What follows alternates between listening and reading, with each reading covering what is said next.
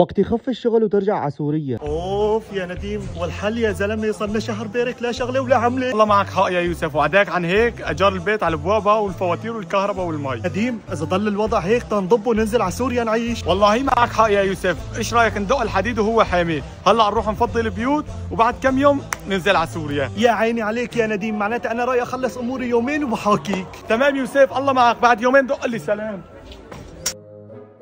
اوف يا زلمه، ما احلى واحد لما الصبح ويروح على الشغل. انا بدي اروح على سوريا، انا بطلت زلمه اروح على سوريا. العمى هاي نديم، واخيرا لقيته. نديم انا جاهز. ها اهلين يوسف، بس لوين جاهز؟ شو نسيت يعني نديم؟ سلمت الاوراق وسلمت البيت عشان ننزل على سوريا. لك يوسف سورية اشيو، انا صار لي الحمد لله رب العالمين يومين مبلش شغل ومكيف بهالشغل هذا. ولك يا نديم ليش ما خبرتني قبل ما اسلم البيت واسلم هويتي؟ لك والله يا يوسف انتهيت بالشغل ونسيت، بعدين انت حتى ما عم تشتغل وبتحب سوريا، روح على الوطن، ايش بدك من هون؟ شو بدك يعني انزل على سوريا وانت تضل هون تكربس بالعمله؟ لك الله لا يخليني اذا بخليك هون. مو ايش عليك؟ لك رو يوسف ايش بدك سوي؟ انا زلمه تاخرت على الشغل يا مومو. سلام.